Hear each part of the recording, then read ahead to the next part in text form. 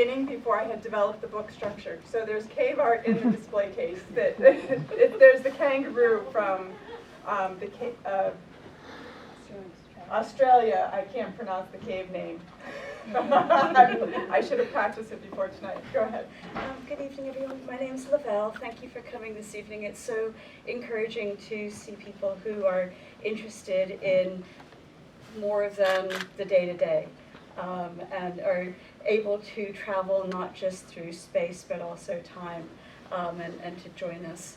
And so I'm going to talk a little bit about the Mesoamerican or the Maya pieces that we have on display, both the glyphs and a couple of the examples from the codices. And we've been talking a little bit about words and about writing and about symbols, and it kind of comes together with the Maya. One definition of writing is a graphic representation of language. And we look initially, when people first came across carved stones in Mexico and Guatemala, they weren't quite sure what they were looking at. And Debbie had referred to a massive burning of bound books back in 1562. Now, interestingly, at the same time, even though almost all of a culture, the written record of a culture was destroyed at that point, the same people who were doing that were also drawing and copying some of these images because they fascinated them. We want to try and understand and interpret. And sometimes, we can't get away from using our own experiences when we come to interpret something that's alien or foreign to us. But we still have to appreciate their beauty. And there's been a lot of misinterpretation and misunderstanding about, what these images were in the Maya texts. But there's one concept called logograms. And that sounds like a nice big long word, but if you think about in English, we all use the @ sign, or we use the $ sign, or we use the ampersand, so I do it that way, the ampersand. Those are all logograms. That means that this is a symbol that has a meaning to us, that is a word complete and in of itself. If you think in the Chinese language, they have specific symbols for words, and there's thousands of them. We only have 26 letters in the English alphabet. So as people were trying to decode the Maya texts, they were like, well, what's going on here? They figured there were about 800 or so of these symbols. So it wasn't quite like Chinese. It wasn't that we had a symbol for every single thing, because everybody in this room has a vocabulary beyond 800 words. You may not use them every single day in polite company, but we do. But nor was it exactly the same as our alphabet, because 800 objects versus 26. There's something going on there. And what they found was that it's like hieroglyphs, like the Egyptian hieroglyphs, but they also included vowels. That these symbols could combine. They could be meanings in and of themselves, like a Chinese character, but they could also be representing sounds. And then what happens, even more excitingly, is you could have multiple glyphs for the same sound.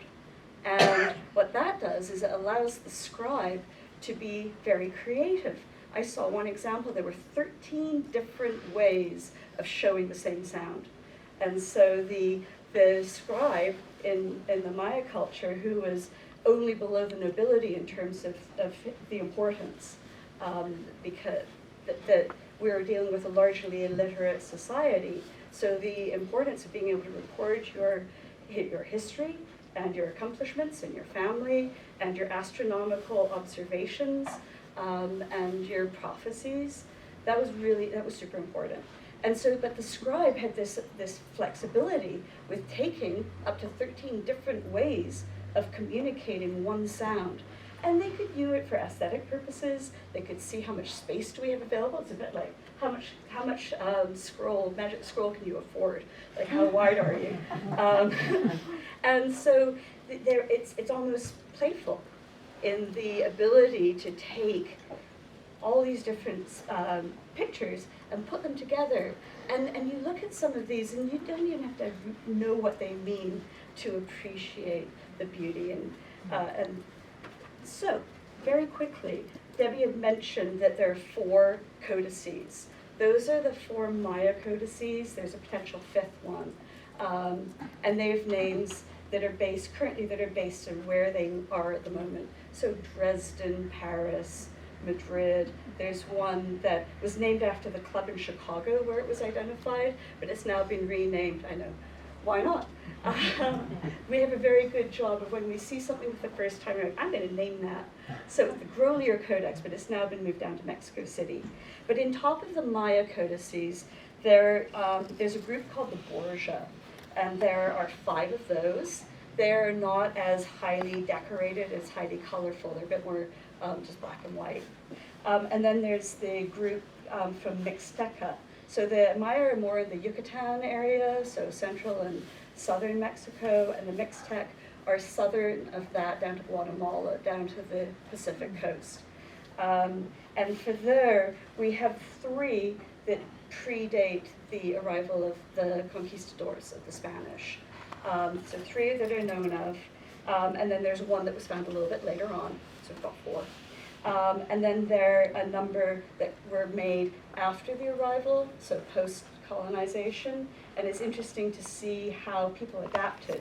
In some cases, they started mixing in Spanish words and Roman letters, but they were still conveying Maya and Mixtec language. So they were kind of trying to get around the system a little bit. One thing that I found out amongst everything that's on this table, when we think about numerical systems, we always say that we got the concept of 0 from the Arabic world, and they were great mathematicians. Well, there was another civilization that developed the concept of the 0, and that was the Maya civilization. They had 3 ways of representing numbers. A dot is a unit, 1. 2 dots, 2. 3 dots, 3. They had a bar, which is 5. They worked in base 20, right? So we work in, I'm an accountant. We work in base 10, right? So you get to 9, and then you go 1 and a 0, right? So that's base 10. Base 20 is you get to 19. So you get 4 bars, 3 bars, 4 dots, you get all this, and then they go to the next number up. But they had a 0, and the 0 looks, they called it a shell, and it looks like a half of a French baguette, effectively. So it's a baguette on the side. But I was just blown away at the concept. I'd always thought, all right, numerical system, 0 comes from, yeah, got it. No, independently, completely independently, it was developed down in Central and South America. And then, so we talked very quickly about dating. The codices from the Maya that we know about date from about 1000 to 1530, but they know that there were codices that predated those, in part because there are remains that have been found in tombs that are too degraded because you already live in the tropics, and I'll tell you very quickly about what they were made with, but they're in the tropics, they degrade. But then they also have pictures in glyphs, like carved in stone or in pottery, that predate 1000 AD, and which represent books. So they were doing this way back when. So what are these books made of? They are made typically with, they look like a folded map. For those of you who are old enough to remember folded maps. They'd be about, each page would be about this tall, twice as tall as it is wide, long, up to 24 length wide, but then double height. And you could write on the front and on the back.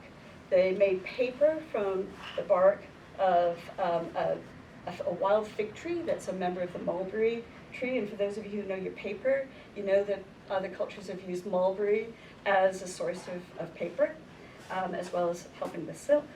And then they were put into wood covers that were often, if they were very important, were bound with jaguar skin. And in fact, the Maya glyph for a book, it looks like a hairy hamburger. It's got 2 layers, that has got sesame seeds on both sides, and then like layers inside.